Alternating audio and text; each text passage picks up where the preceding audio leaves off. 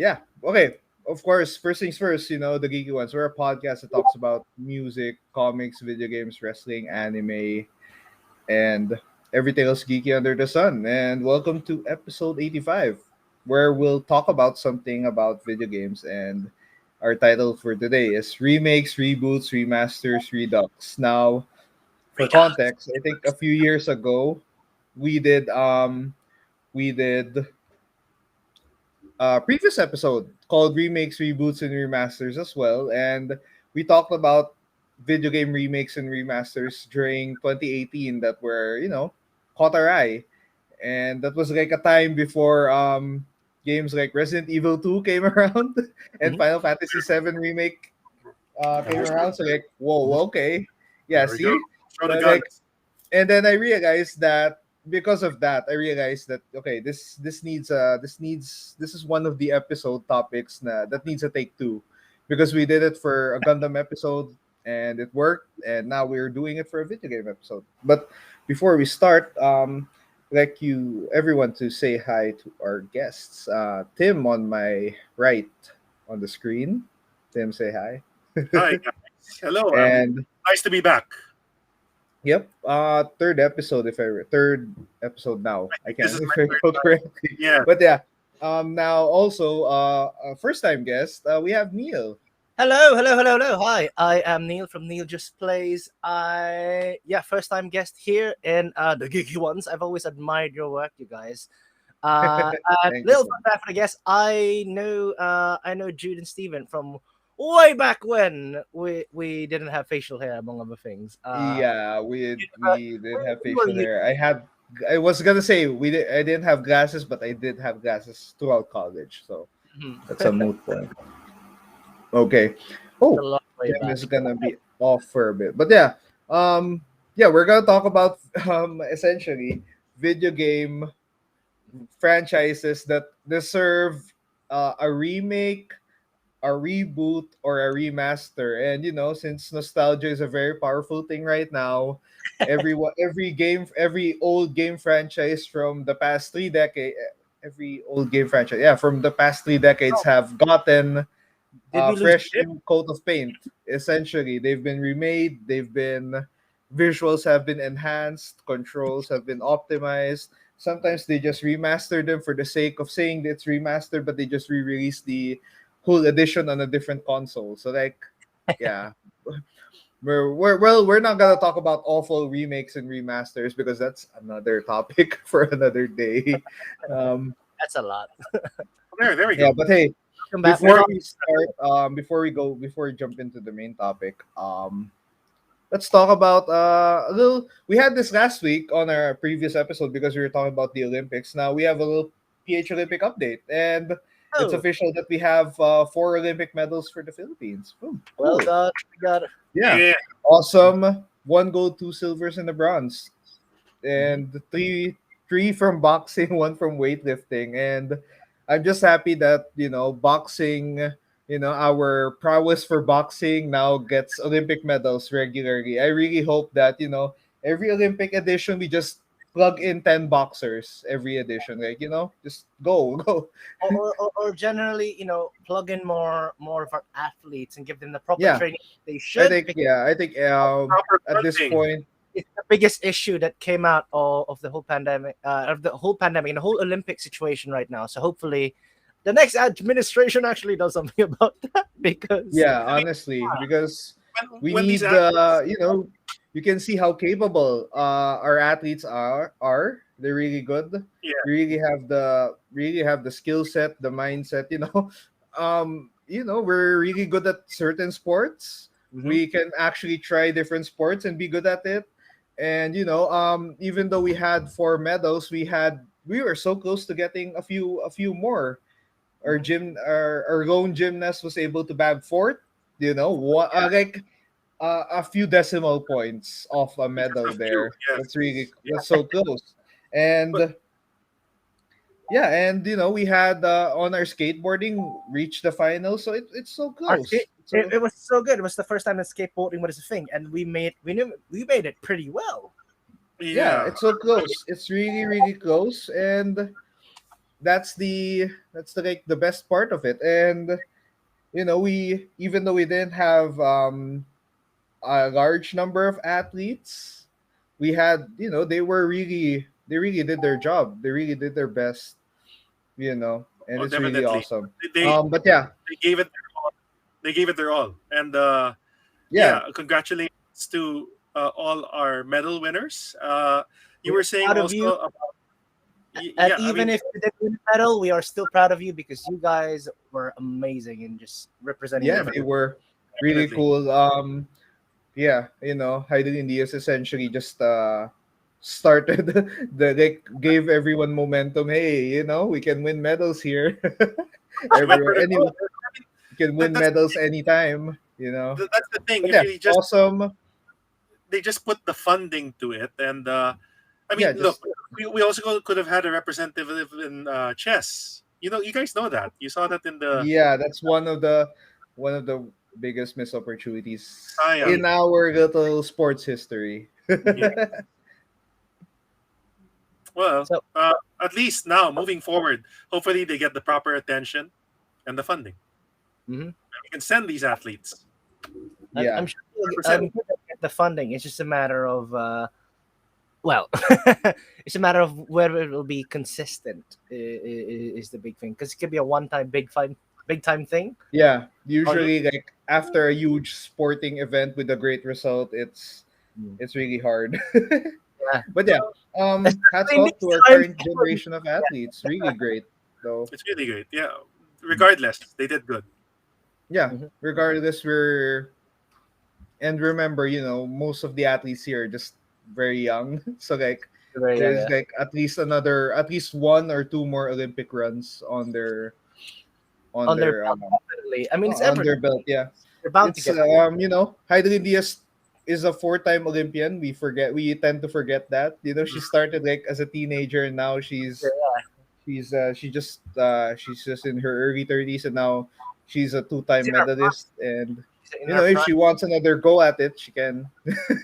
But yeah, hats off to our Olympic athletes. But now we Congratulations. talk about our main topic, and which is video game reboots, remakes, and remasters. It's a Woo! mouthful. Anyway, now the first question is, why do video games need these? Why do they need to be remade? Why do they need to be remastered or rebooted? Now, I think I'd like to ask Neil first, since Yes, you're a All Neil. right. first time guest. Why do video games need reboots and remasters? First things off, game preservation.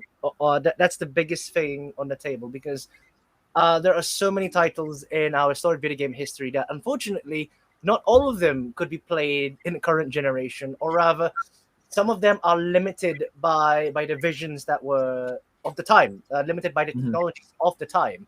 So with remakes, reboots, and remasters, having these they just give a new life to the game, to these fantastic games made by developers ages ago.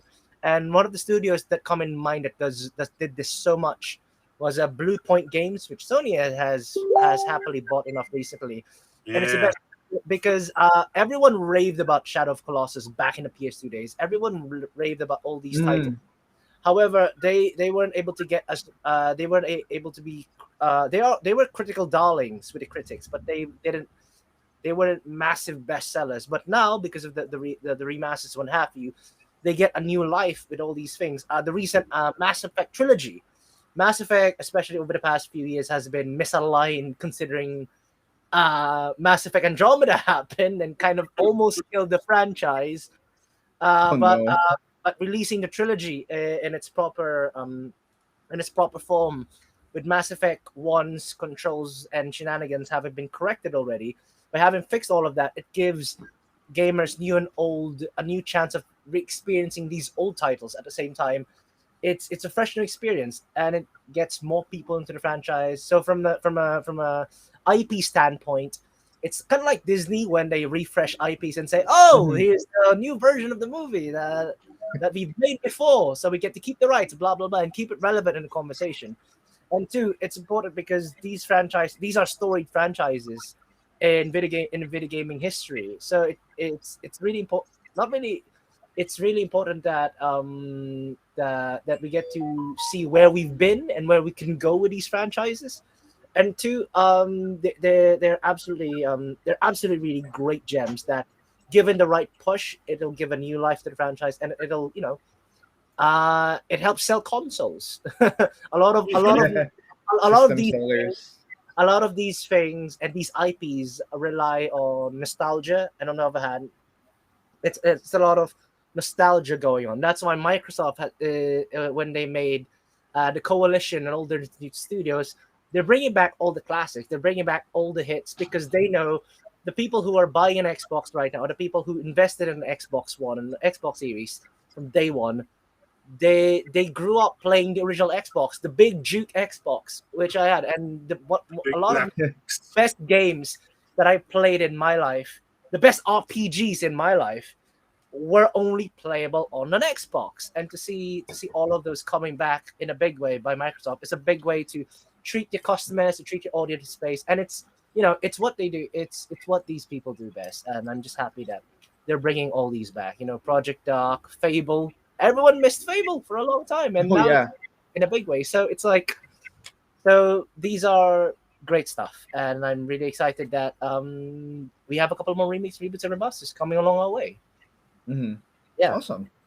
Very good. Okay. Well said. That's a Now long. it's fine. No, no, no. Before we go to Tim, hi Mhm. Stephen. Welcome. Hey, Stephen. Hello. Buddy. Um,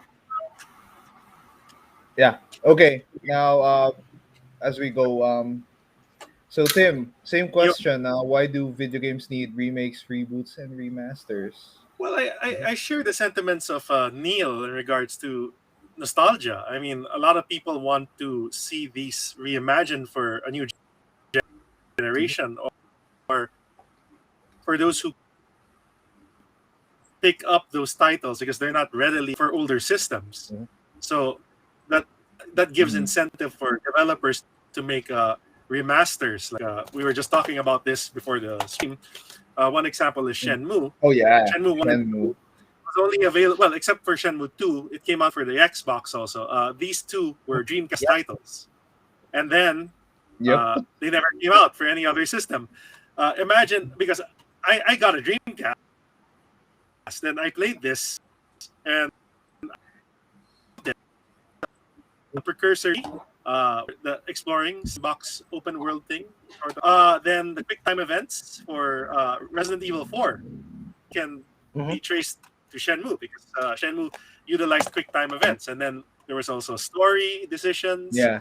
paths you had to take, and the Yakuza series was a spiritual successor to Shenmue. Then in 2015, we got the what Neil? A lot of Yakuza came from Shenmue, to be honest. Yes, Yeah. yes, Essentially. a lot of the elements of Yakuza came from Shenmue. But in 2015, we got the Kickstarter announcement where everybody got excited that Yu Suzuki announced Shenmue 3. So we finally got a sequel. But I digress. Going back to the topic, remakes. Everybody wants to see a remake or vision, like what Neil said. Back then, they were limited to the technology at the time. For example, Shinji Mikami wanted to make Resident Evil scary. Initially, it was supposed to be a first-person game, but they decided to make it third-person with pre-rendered backgrounds. He revisited the concept again for GameCube. He came out with the Resident Evil remake, but that was also, it in itself was remastered for PlayStation 3, Xbox 360, PC. Yeah. So overall, we're talking about games that can be resold, repackaged. I wouldn't want to include games like Resident Evil 4 because that was done to death, and it just sold over several other consoles, ported. They just pirate. Yeah, exactly. It's just there. Anybody can pick it up. So I guess to justify it, it's about money and selling, getting a new crowd, making the new generation aware why it's so beloved by older fans, and yeah, the nostalgia factor. It's always going to be there. Nostalgia factor. Okay. To add to that, if Yeah, I go. may, the biggest story about this is Final Fantasy VII Remake. it's a combination of all the reasons we just said. It's a re-envisioning of the original Fantasy VII franchise, but it's in a gameplay style that people always wanted to try it, because people always imagine, oh, when Crisis Core came out, they're like, oh, what if Final Fantasy VII was like this, or like in Advent Children, where you see Cloud and Sephiroth just fighting in the air and what have you? What if it was more action packed? So active time battle meets Crisis Core's live action RPG style gameplay, but then also adding adding new wrinkles to the story of Final Fantasy VII. So that was like, if there's a massive proof of why do we need remakes, reboots, and remasters, and how effective it can be in rejuvenating a franchise and selling consoles and games, Final Fantasy remake is your biggest thing. You're Okay, right. let's go. And I bought this game last year for this, Yeah. and they did the episode. So as he said, it's to resell, make money. But other than that, you mentioned Score. I'd also like to think they waters with Final Fantasy, and they integrated what they learned from that to the FF7 remake. Other I than that, think on our previous episode, one of our guests said that Final Fantasy 15 walked, so FF7 remake could run. Yeah. So that's like that still rings true. Mhm. Okay, now before we go to my answer, Steven, same question here. Why do video games need remakes, reboots, and remasters? Stuff you can add. Sorry, it's choppy. Let it go. It's fine. Hello? Well, my question is, why do video games need remakes, reboots, and remasters? Essentially, the question on the bottom. I mean, it's basically to introduce games to a newer generation. I mean, so many people don't know how good The Sims 2 is because they were introduced with The Sims 4. Oh, Something like that. So like why waste time with Sims 4 when you can play Sims 2? And then imagine a remastered Sims 2 with all the expansions and everything. It's so much better than Sims 4. Anyway, yun lang. Yeah. To introduce a new generation. you can add to that. Diablo 2. Diablo 3.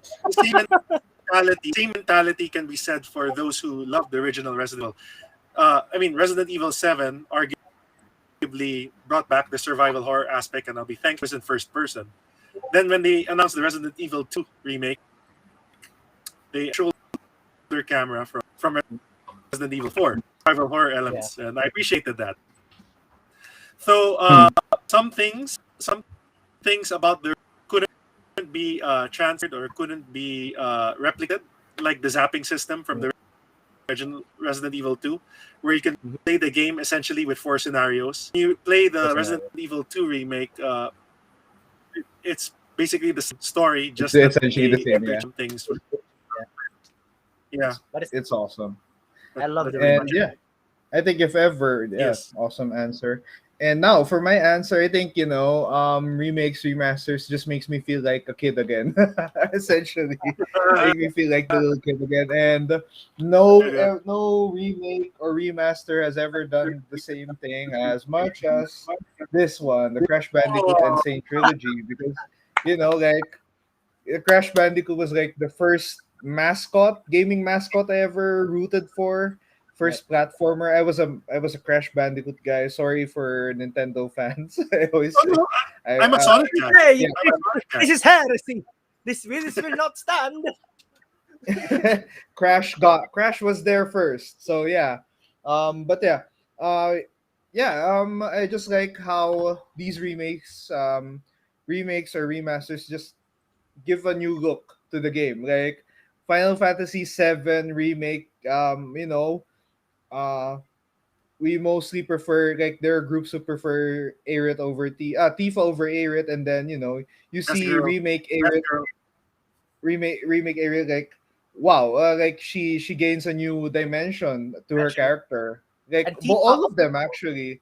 Tifa gets a new dimension as well. Everyone. And then now your biases are now broken in that sense. But yeah, I love games with a fresh new coat of paint, so to speak, and because yeah, it just gives the feeling of nostalgia. And I remember playing the Shadow of the Colossus remake.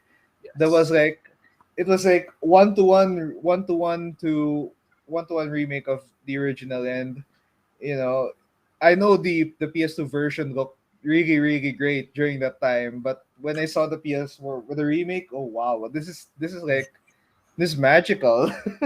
But yeah, Yeah. I think yeah, my answer there, you know, video game remakes, reboots, and remasters happen because you just want to get that feeling of playing it again the first time around. And before you move on, let's look at the comments. Yeah, Tim said, Tim Montales, from our Facebook, Okay. said that remakes, reboots, and remasters are also tools that can Oh, ensure customer loyalty. Yeah, essentially, That's like true. remastering a game from that same franchise, it's really, yeah, just makes people root for their favorite platform even more. But now we go to our, so to speak, main event, I guess. But yeah, um, let's go.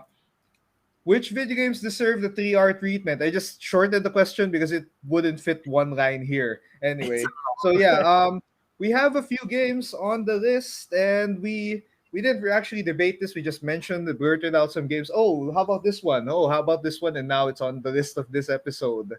So the very first one is this little RTS game called Battle Realms. Now, Yes. I think this is like Battle Realms is a fixture of every internet cafe in Manila or in the Philippines for like a decade and a half, essentially. Like if your internet Why? cafe doesn't have Battle Realms or Counter Strike and Counter Strike and Warcraft 3, and Warcraft 3. your internet Mhm. cafe should be shut down essentially, or should not be a place for gaming. But yeah, I did not play that much Battle Realms, but hey, I always love the following of this one. There's always no, there's always people. There's always a contingent of people just being so happy when they hear Battle Realms because it was at the time RTS games were at their peak, like late 90s, early 2000s. They were everywhere. Red Alert. There's an Red Alert. what? Red Alert. Yeah, Red Alert. Yeah. Man I and did. Conquer. I was supposed to mention Command and Conquer, but I realized last year they remastered It is. uh, yeah, they remastered the original Command and Conquer. It was really good, Mhm. and I saw the collector's edition. It's that's not fair. That's really good. It's But yeah, ridiculous. Battle Realms is one of those games that need a fresh new coat of paint. Now my question is, what does it need? A remake, a reboot, or a remaster? Now I think I'll start with this one. I think a full-on remake of this one to one, would be a great way to just reintroduce everyone to an RTS game because we rarely see RTS games outside of Total War and Civ. So yeah, Mhm. that's my answer. Now I think we can go with Tim. Tim, what does Well, Battle Realms deserve? well, okay. I'm one of those people that didn't really get to play a lot of Battle Realms. I played more Warcraft and Counter Strike today and Command and Conquer. But I've seen. I mean, in college, internet cafes were everywhere. They were everywhere. Mhm. So I'd see it. I played sometimes. I'd agree with you. I actually think a proper remake should be done. Giving it a fresh coat of paint or a remaster. I just hope it's not done like Warcraft 3. Oof. I Oh mean, yeah, well, let's not Oof. talk about Warcraft 3 Reforged. The less talk about let's the not talk. less about it, the Let's talk better about that. always. And Um, I love Warcraft as a real time strategy game, and that's why I want a Warcraft 4. That's just me. yeah, okay, yeah, actually, should have just gotten straight to that. Anyway, so next up, Neil, what does Battle Realms deserve? What treatment does it deserve? I agree. It deserves it deserves a remake and more support for the Lotus. I'm kidding. Kidding. Remake the Lotus. I suppose it deserves a full-on remake, much as you said, because I mean we do have a couple of great RTS games coming up. Company of Heroes looks amazing, and Yes, yes, it Total does. War. Company of Heroes 3. However, Yes. the golden age of RTS games came because of the fantasy RTS games. So Yeah. this is why Warcraft is such a massive thing. Rise of Nations was Rise of Nations, and in extension, what's the fantasy equivalent of it? I There's was the gonna say Age of Empires, but Age of that was Empires. more historical. Empires. But It's more. they had a mythology segment to that, if I recall. Yeah, they did. So those games. Then there's Rise of Nations, Rise of Legends. I think that's the fantasy Oh equivalent. yeah, that one. So, and those were the RTS games that I grew up with. Even though I'm a massive fan of Stronghold Crusader, and I love that so much. But I think if there's one franchise that deserves a comeback from RTS games, I think it's Battle Realms, because it had such a massive thing. Back in the day, it was the only thing that could stand up to Warcraft and say no. And really give it a run for its money in terms of the fandom, in terms of mechanics as well. So yeah, I think it deserves a full-on one-to-one remake. That's just upscale. Basically, do what Warcraft did without all the disgusting stuff that Blizzard did to it. Well, yeah, What a waste. unfortunate on that. But now, Steven, do you think Battle Realms deserve the remake treatment as well?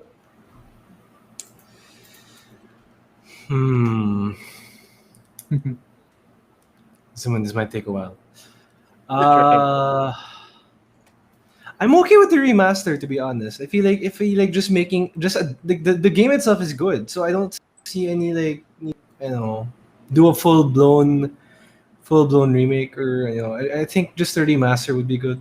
I haven't played Battle Realms enough to have a good idea, but I've tried it a few times. I mean, Speed Bites, RIP Speed Bites, Stuffed Avenue, Oh 2010 yeah, to up 2020. for Ah, Um, the shout out Stallion Brad. yeah. gamers.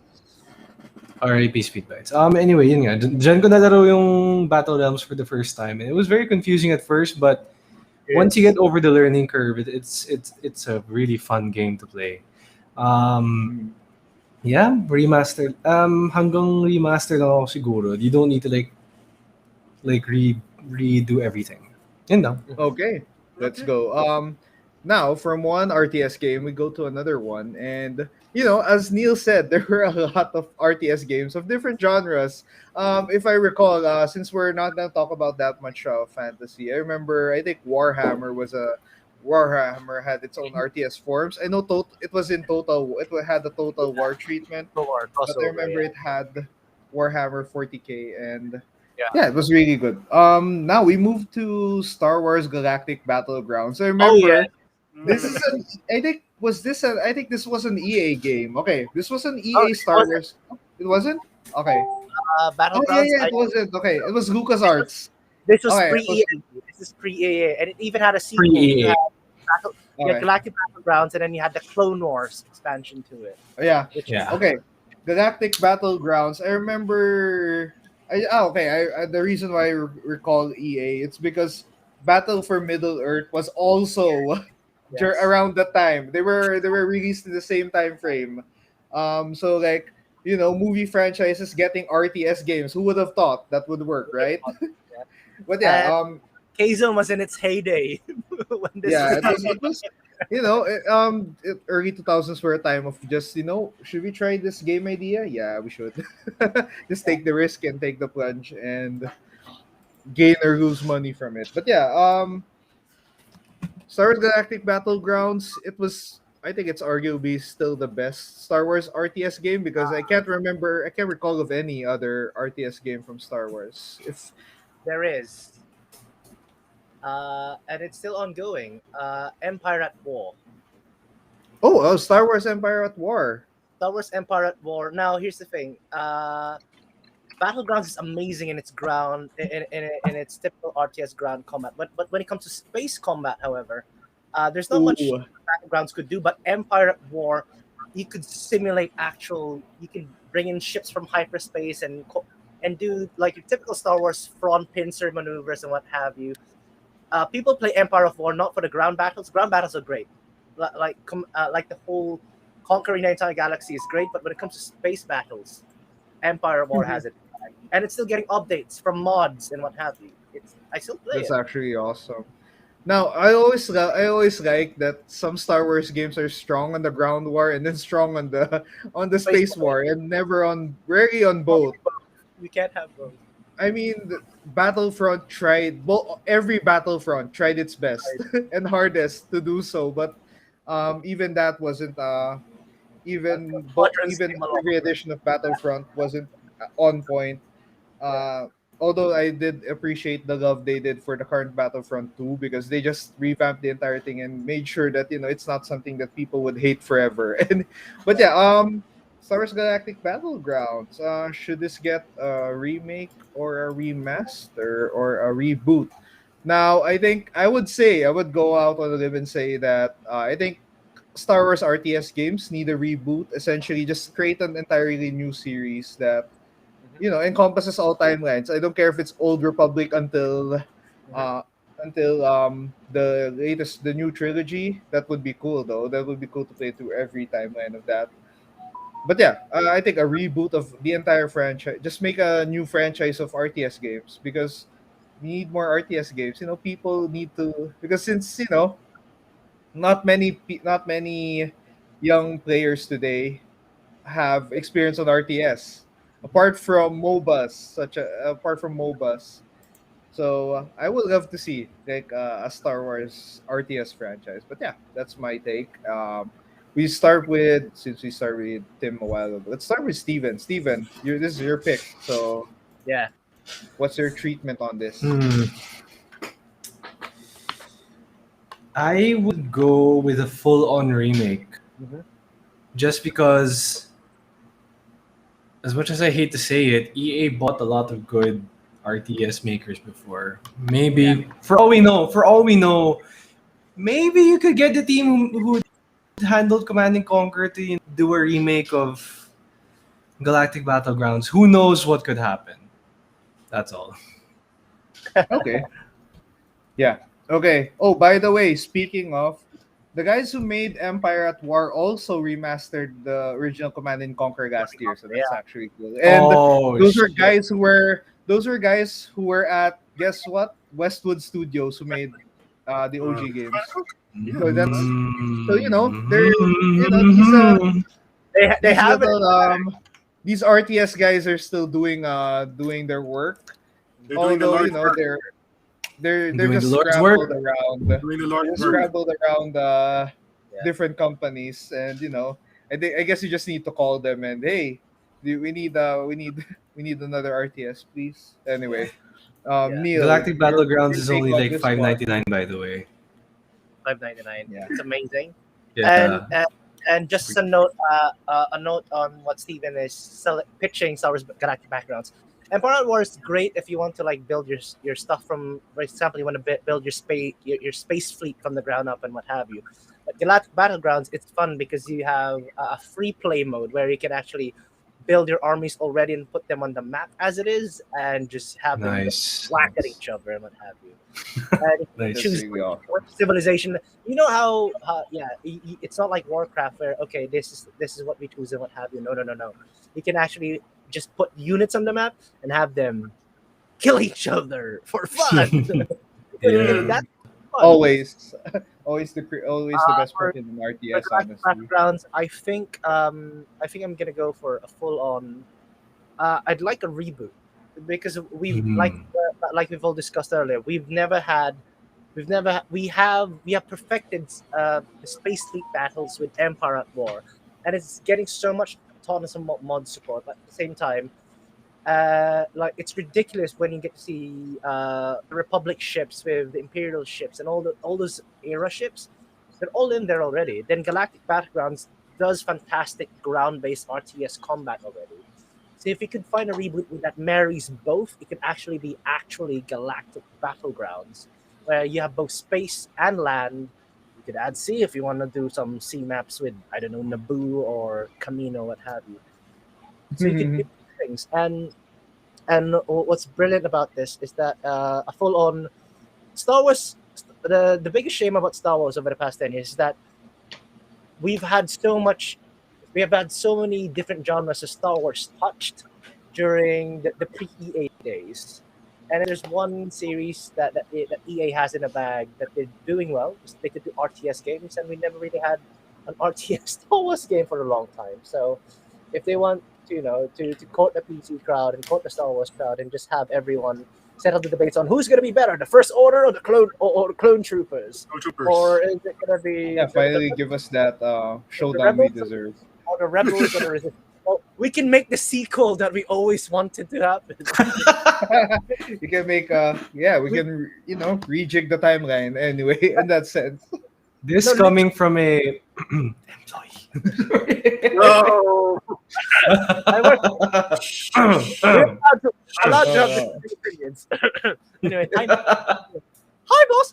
Anyway, so well, what's fantastic? Yeah, and You just heard add nothing. just add the whole conquest battle map style where you can conquer all of the planets or have a full campaign. I think that'd be amazing. So epic. Yeah. Imagine a Kylo Ren versus Darth Vader in an RTS. Like that'd be I'm there. so insane. I'm there. That'd be awesome. Stun.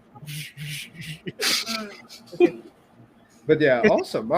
Now Tim, your take on Star Wars Galactic Battlegrounds Well, I'll go with you and Neil on that one. Reboots. Basically, yeah, because I haven't played enough of it to actually merit a remake or just want to try something new. Given that we already have all of these technological advancements and the lore has expanded now that it's under Disney's watch, so we can add the First Order, we can add the Resistance, we can add lore from the Mandalorian, the Bad Batch, all of those things. You can just crash it. What You is can it? even add the guys from Republic Commando if you're. Commando, yeah. Sorry. I just had this mad idea because remember you could play Baby Anakin and what have you, Steven. Oh my gosh, yeah! Imagine having Baby Yoda just walk around and then. Oh my gosh! Grogu versus Baby Anakin. No, baby Yoda takes over the Simon the Ewok cheat code. Imagine that. Like, fuck. But yeah, Essentially, Baby Yoda rules the galaxy. Let's go. Has this amazing thing called Simon the Killer Ewok. You just type Simon says, this little Ewok with an E11 blaster rifle kills everyone. It is the most glorious thing. It's the most fun part of every like solo campaign now. Yeah. We can even add MacGuffin Fleet Order or whatever that is. Anyway. Oh yeah, well, MacGuffin Fleet. Oh my god, that's like the best way to define them. Where did they come from? Okay. Or I can there's say more of us. one of the few things I enjoyed in Rise of Skywalker was that Wedge is there. Thank God. That's anyway. the only thing.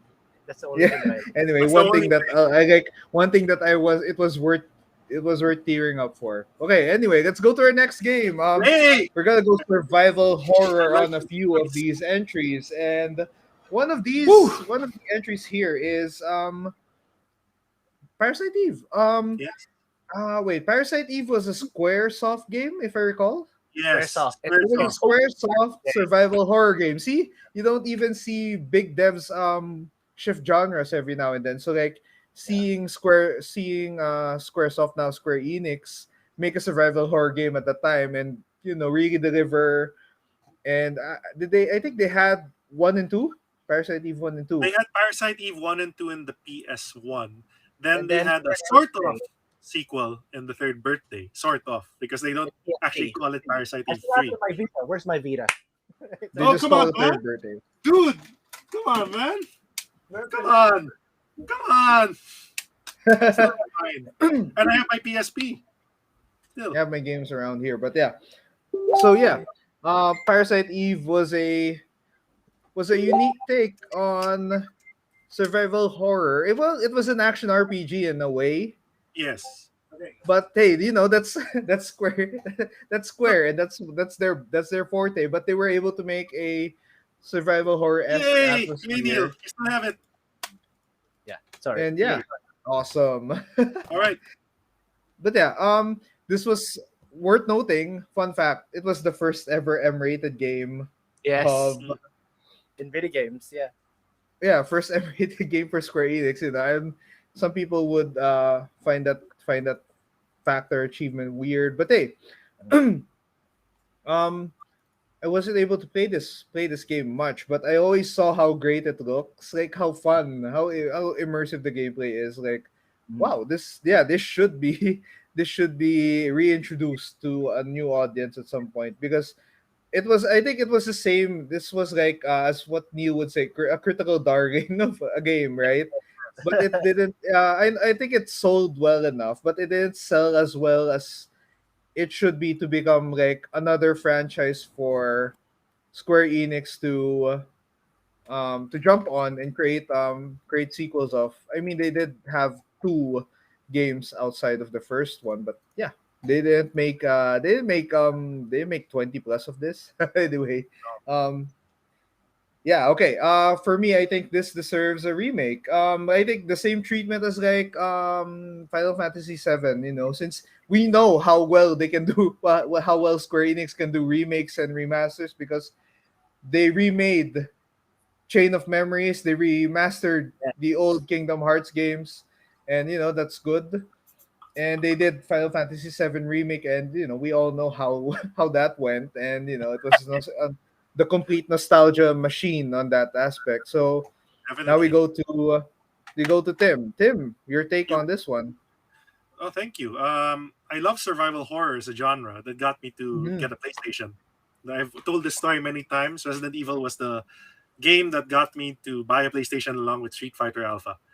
But when Parasite Eve came along with Final Fantasy VII, and my other exposure to other PlayStation classics, it's a darling. Yeah, it's a critical darling, like Neil said.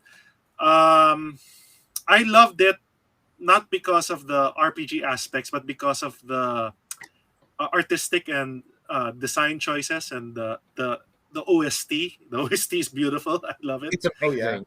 Yeah, the Well, FMV. Square Soft and music were a great match. It's It always was a a great great. match. It's a They great never blend. yeah. It's a great blend. Of course, at the time of CG then was so high tech. Then now, if I think it should get a full blown remake, and that turn based battle system. I think it'll work if they improve it a little bit. Maybe add that Final Fantasy VII element to it. Yeah. Because they tried diverging from that in the sequels. In two, it felt kind of different also. And in the third birthday, we know how that turned out. It was just basically Aya swapping bodies and doing And it's her great. action, yeah, doing her action thing. So yeah, and the mitochondria element, I think they can expand on that. So a remake for me. The virus. Yeah. Remake. Cool. Neil, how about you?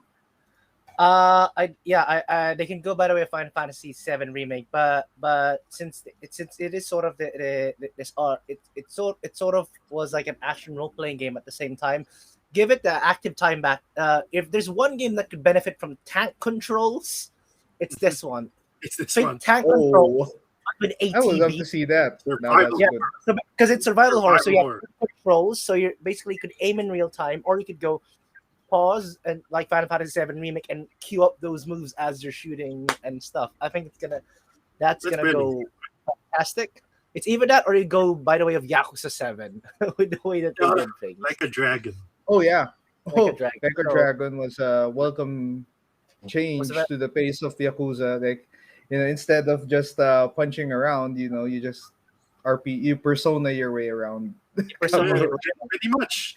Pretty much. but Okay. Anyway. while I do love Yakuza 7, I still wish that they did it like the old Yakuza games because there's something about the old. But this is why I still love Judgment. Judgment is so good because yeah. it has the same combat and mechanics but much more fluid than Yakuza. So they just have to bring that in. And yeah. Anyway, Yeah. back I would like to to see. I would like to see like a Yakuza game that you can shift to both modes. Just Right. if you don't want to play this normally, you can play this like a Persona game. Anyway, so Steven, for Parasite Eve, a remake, reboot, or remaster? So a little backstory: Parasite Eve was one of the first games I got on the PS2, but it was a PS1 disc. I sold it already years ago. I kind of regret selling it, expensive. but yeah, it's really expensive now. Like I really regret because Yeah, maganda it's- pa naman yung condition ng CD. It's a lot of money. We had Parasite Eve. Harry Potter, Sorcerer's Stone, um, and Digimon World. Those were our first PS2 games. They were all PS1 games. We still have Digimon World, but Okay. Harry Potter I sold, and Parasite Eve I sold, which I think was a mistake because I really regret selling Parasite Eve now. Because looking back, it was actually a pretty good game. Like I never made it too far because I didn't know what I was doing. I was a 9-year-old playing an M-rated game, so boomer parents It's not like just understanding like what all of video us at games some are. point. It's just That a was Yeah, all. game. pretty much. It's just a game, yeah. But Yeah. reboot. You need to reboot this because I think people have pretty much forgotten about the franchise now. Or maybe that's just me. It's kind of like that little forgotten franchise of Square Enix. It's just there. They don't know what to do with it anymore. So you might as well reboot it. It's like it reminds me of this cartoon called Jellystone, which just came out recently on HBO Max. I found it through. I'm not gonna say how. Let's just say that I'm not gonna say how I found it. Um, Jellystone made basically rebooted the entire Hanna Barbera universe, Universe? if the Oh best my way to god. put Oh, it. that's fun. I know universes, but Jellystone they Park. gender bent a lot of characters, but it worked. Augie Doggy and Doggy Daddy, their relationship changes with Augie Doggy being a girl now because Doggy Daddy now has to be an overprotective dad to this Oh, little precious little girl. So parang inisip ko, if we reboot Parasite Eve, that'll be pretty fun. Kasi okay na yung Parasite Eve na story eh. You just need to reboot everything and maybe, fix the graphics. Like it's already a good game. Just okay, maybe reboot's not what I'm looking for. Maybe remake. Remake. Okay. Awesome. No, but Yeah, remake. just to add, the games were kind of based off a Japanese novel, but it didn't really yes. have a connection, and also the Mhm. movies. But the There's a mitochondria movie? yes, there's a movie, but it's not. There's a movie. It's not Okay. based on the game. It's different. It's Okay. based on the novel. So if you research on that, you read up on it a bit. There's only a slight connection to it, but that's why the games went full on, and everybody started getting interested and saying, "Oh, what else is there of Parasite Eve?" And there's the background story on that. Mm. Awesome. Okay. Okay, before we move, let's look at some comments now. Another game that could deserve the 3R treatment is Fight Night. Fight Night is a boxing franchise, and Mhm. boxing didn't fall off, or I mean, it did kind of fall off because UFC Okay. was is like the top combat sport at has been the more popular combat sport past few years. But yeah, Fight Night, the mechanics are crazy. Like as well, Timotas here said, the Cutman segments on the each in Yeah. between rounds. The career mode is pretty extensive. I mean, you just fight your way up the rankings, which is what actual boxing is. Yeah, Yeah. but it's really cool. Another one, Jackie High, Battle Badass. for Best RTS. Badass. Yeah, Battle for Middle Earth is really cool. Also, Fatal Frame. Fatal Well, Oh, Frame I didn't include because there's an upcoming game in yeah, on the I think a Switch. few months or so on the yeah, Switch. Well, yeah. it's coming for the Oh wait, Switch. is it a remaster? Yeah, more or less, Whatever. it's a port from the Wii U. It's a There was a Okay, game it's on the Wii essentially U. yeah. Okay, like a It's remaster. They up the graphics up They a upped bit. it, yes. well it's yeah, quote unquote up the graphics like what they did for games like Pikmin 3. Okay, anyway, but yeah, Fatal Frame. We could it could use a first two games could use a nice little remake because the claustrophobic tension and the panic of using a freaking camera to fend off spirits is always a, a crazy experience, a cardiac experience, if you say so. if we, but yeah, another. Oh, Siphon Filter. This one almost made it. Siphon Filter is the answer to Metal Gear Solid. Gate Sony's Looper, answer to Metal Gear yes. Solid. Yeah. Except it's less stealthy and more tasery because I remember the prominent memory of people in Siphon Filter is that you can fry people with the taser, which is Either, yeah. crazy to say. And as a 10-year-old, I was doing that anyway. That was scary. Okay, but yeah, the guys who made Siphon Filter is Sony the Benz, who Sony the recently Benz. made Days Gone. Days And Gone. there are some. Sony Benz. I heard there are some Siphon Filter Easter eggs on that game. I haven't seen it yet, but yeah, Siphon Filter is it's still there. It's still kind of alive. If they ever want to try There's doing love. it, yeah, there's a bit there's always a chance there. Will Sony do it though? Is it a multi-million-dollar franchise that Sony Well, wants? if they turn it into an Uncharted style cinematic experience, Ah. might. But yeah, but everything has to be. Yeah. Naughty Dog. but yeah, Just that's to, gonna be fun. Let's I go. think Parasite Eve as a remake would be amazing because it's set in the real world. It's set in New York City, and open world games that are set in the real world are always appreciated. And on the second level, when people mentioned Siphon Filter and a Fatal Frame, I do want just to know, I just want to add to it Alan Wake because we're in Yes. survival Oh, horror. Alan Yes. Wake. Ooh. Oh yeah, Alan Very Wake was underappreciated. in low-key spoil. Alan Wake was in Control recently. So, Yeah. so They were teasing. I mean, They were teasing a 2. They were teasing a 2, but it they're was teasing. yeah. We They were don't know teasing- because it's Microsoft. It's like, hey, if Microsoft throws money at it, it will happen. yeah, just spend billions or purchase Yeah. the company like what they did to Bethesda. Anyway, okay, from one survival horror game, we go to another one. Dino Crisis. Yes. This was essentially okay. Dino Crisis. Let's explain the trilogy. Dino Crisis 1 is essentially Resident Evil but with velociraptors to shoot at. Okay, Dino Crisis 2 is not a survival horror game. It's a tank action game where it's a run and gun dinosaur arcade shoot survival horror mashup. But it was Yes. good. I enjoyed that because I just loved the arcade experience, the power fantasy of just eradicating All an these dinosaurs. extinct dinosaurs Before- reanimated. Before Mercenaries and Resident Evil 4 became Mercenaries. Yeah, it's Yeah. essentially mercenaries mode in a nutshell. And then the good momentum was kind of busted by the Dino Crisis 3, which is dinosaurs but in space. But in space. Essentially. So yeah, that's the weird transition of Dino That Crisis. It wasn't that bad. But yeah, It I wasn't just- that bad.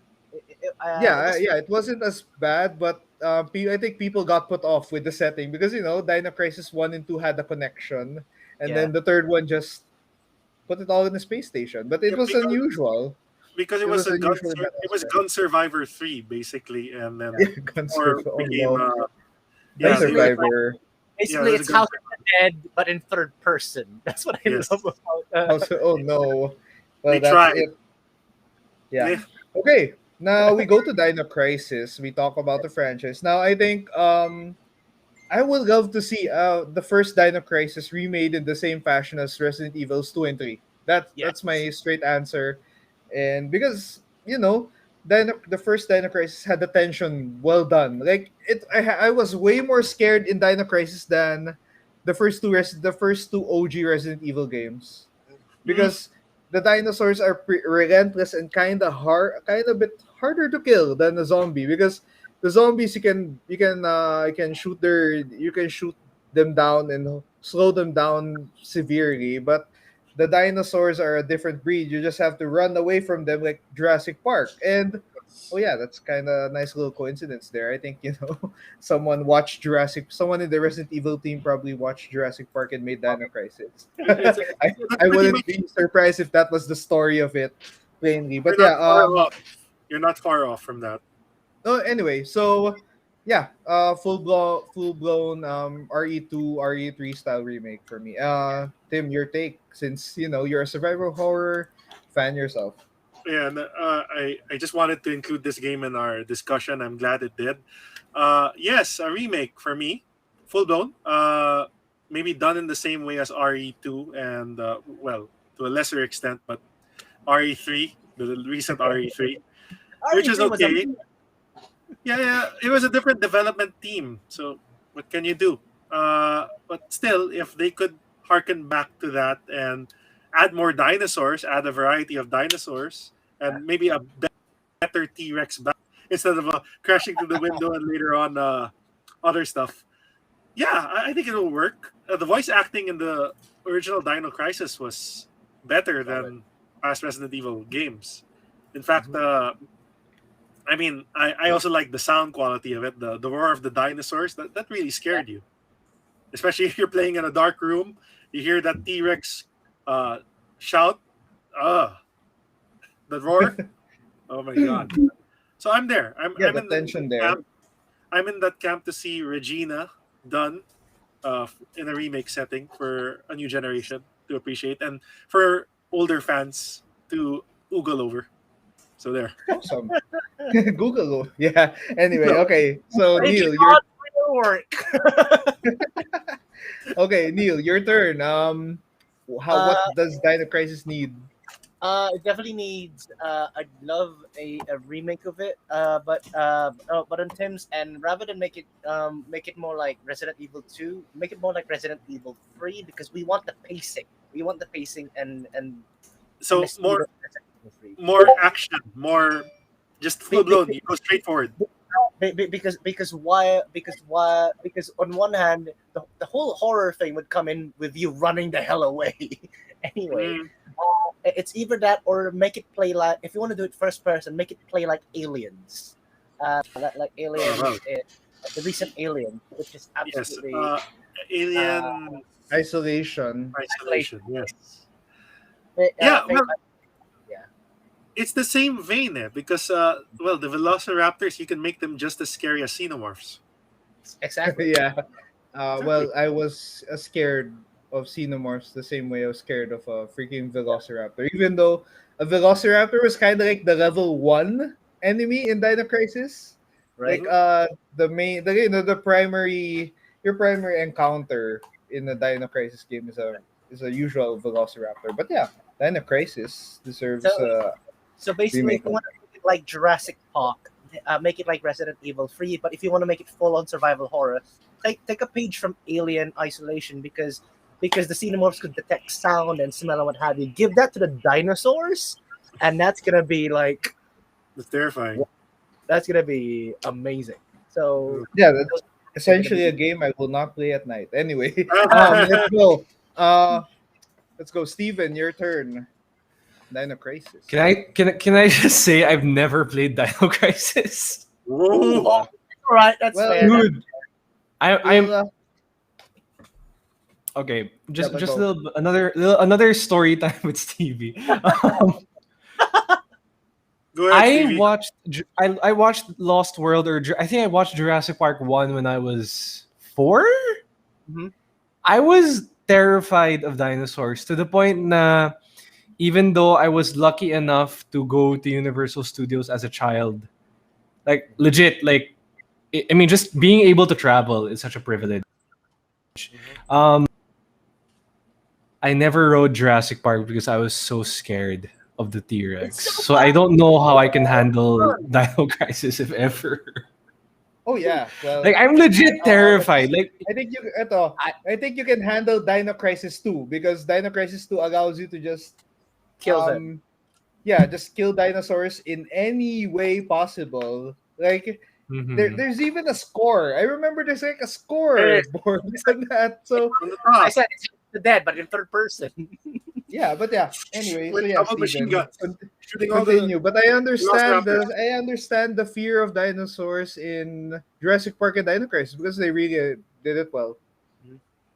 Yeah, like I don't know if I think Lost World was the first movie I was exposed to, and like I was hiding under the bed, and then nakakatakot pa kasi nandun yung logo ng laser disc was under the bed. It was like fuck.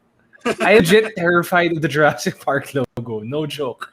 The Jurassic World Oh, yeah. logo I can handle because it's kind of just plain silver, but the red, the original like red and like. It's like fucking scary to me. I don't know why. Maybe the red adds a sense of sinister to it. Sorry, naging Jurassic Park chat, diba?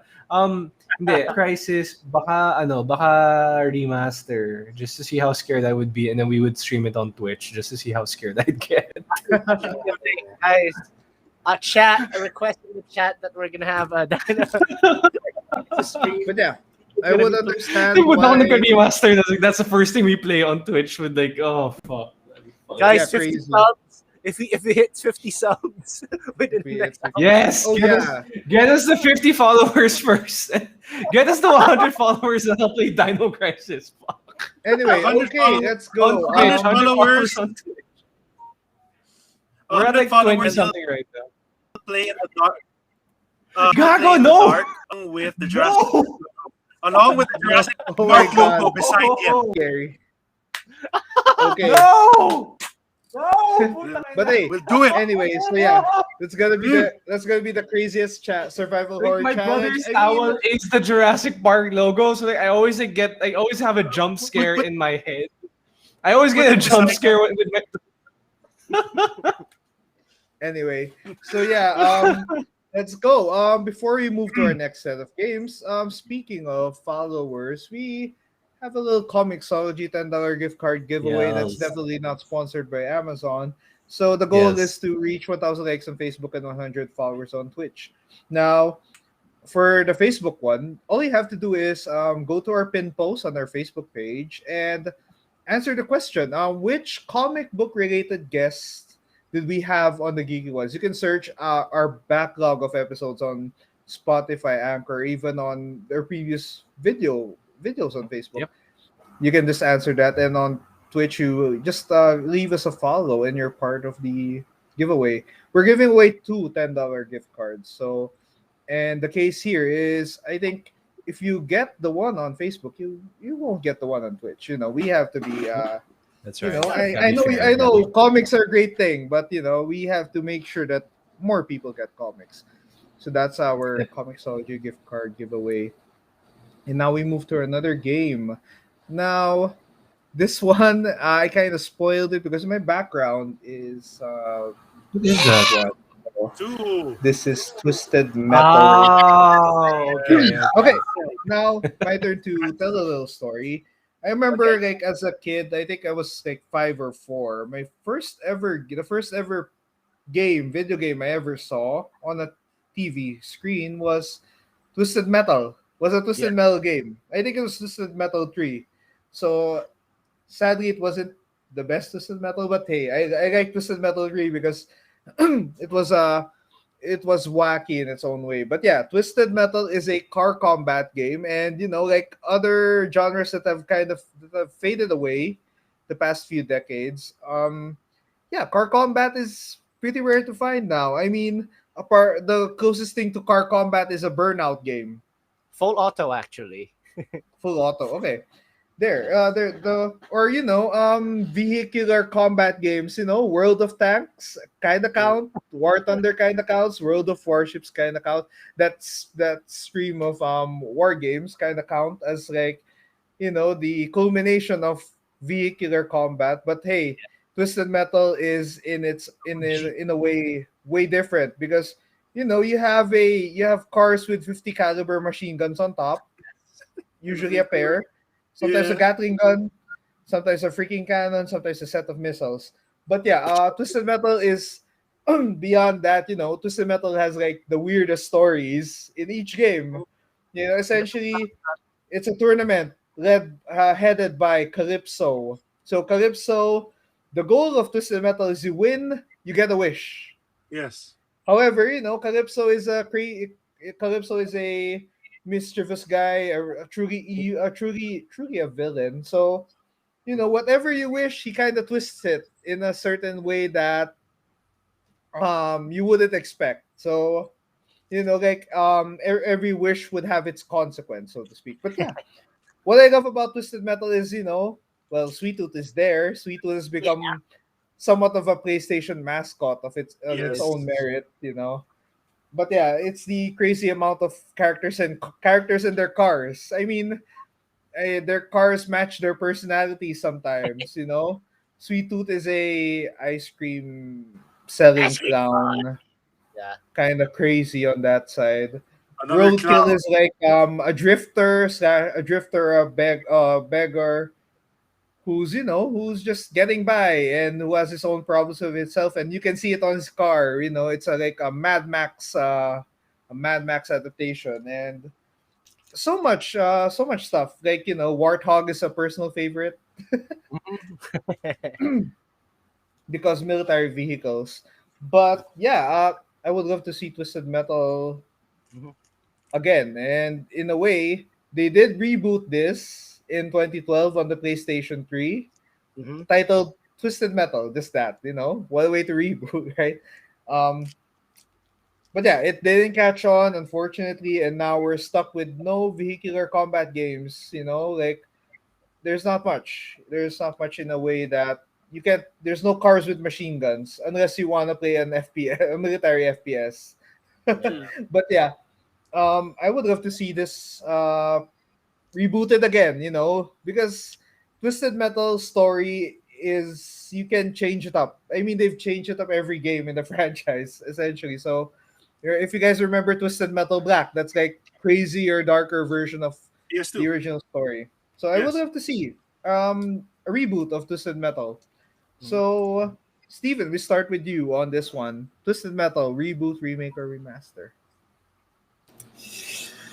Yeah, reboot. Honestly, the first reboot on the PS3 didn't work, and I only played Twisted Metal on the PS2 or in the PS1. I can't remember. Um, yeah, let's do a reboot because I want to see a parody of it again. Like you remember WWF Rush Hour, Crush Yes. Hour Oh or well, something? there's Vigilante, there's Star Wars Demolition. So yeah, I did not know that existed.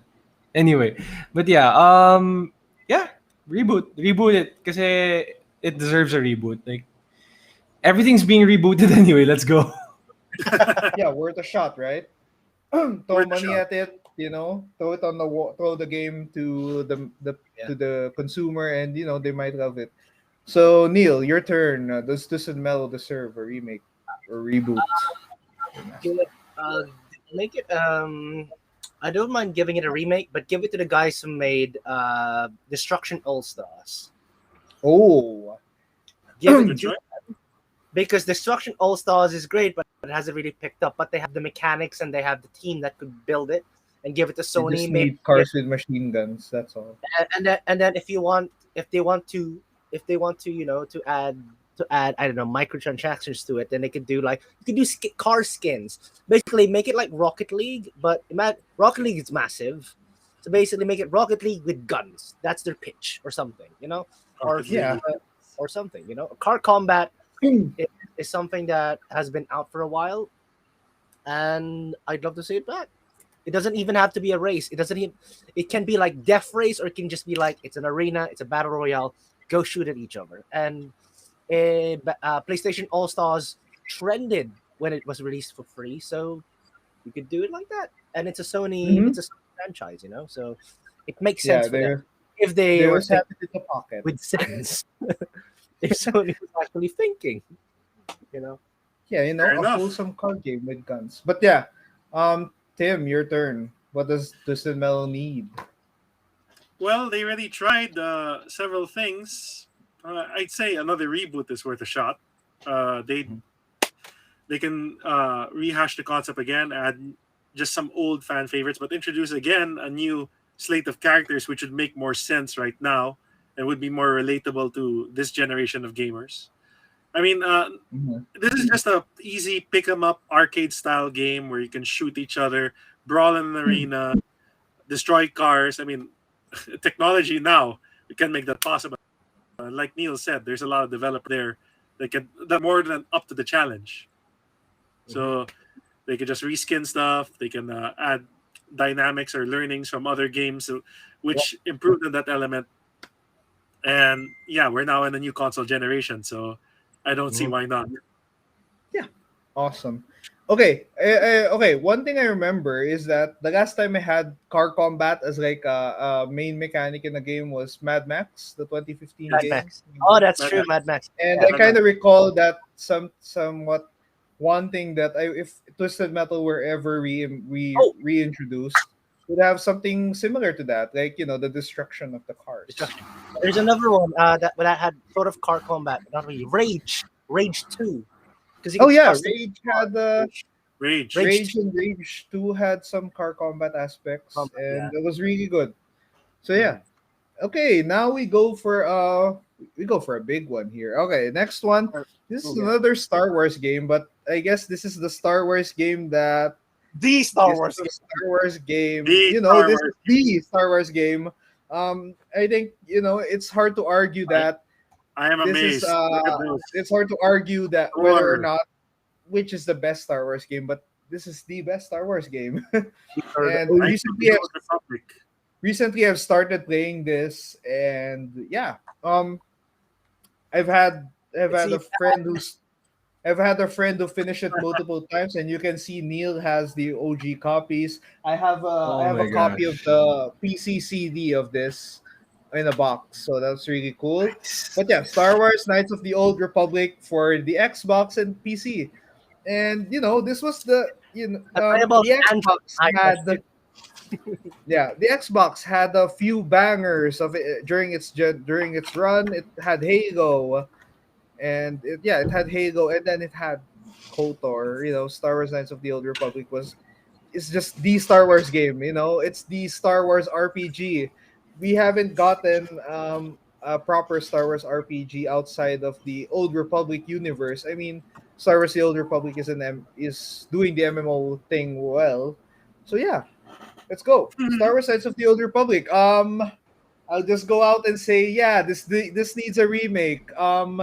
Just remake everything, and this is BioWare, right? This is a BioWare thing. They still have the EA and BioWare still working together, right?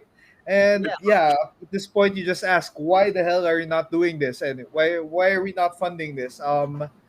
We should be I know throwing why. money at this at some point. Yeah, like even a remake, almost like a 1-to-1 remake of this, or just make it a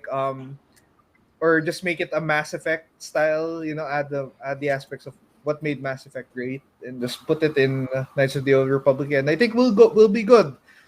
Just make sure that we can be Jedi or Sith again, and we'll be always happy. So yeah, next up. So Tim, your take on Star Wars Knights of the Old Republic? Well, like anything, I'll be among the people who would benefit from it because I never actually owned a copy of it, but I played it. I played it in a friend's house. So I'd like to have it in modern consoles, much like Mass Effect, or as we were talking about earlier, one complete package like Shenmue 1 and 2. They can just put it together and resell it. People will buy it. Mhm. There Oh you go. yeah, well, we're the consumer base of Star Wars. Yes. Knights of the Old Republic. Anyway. Exactly. I mean, it's one of those games where you could see that the developers really love the lore, and they Mhm. paid attention to characters who have become icons in themselves. They have merchandise around. They've seen statues of just action figures. The Black Series. I'm sure Neil has there. It's something to Where's show. my- There you go. High up. Where's I don't Ivan? I don't want to ruin the display up there. Oh. Well, But I agree. A remake, or at the very least, a rematch, just to make it modern, so to speak. oh yeah. Well, speaking of remastering, I remember, I think one of the issues of playing Knights of the Old Republic on Steam is that it's kind of wonky. I mean, not the gameplay, just like the performance of when the game runs on a modern system. It feels weird. But hey, it's Knights of the Old Republic, and I wouldn't complain too much because it's a beautiful game. So Neil, your take Yes. on the treatment of one of your favorite games. This is my boy.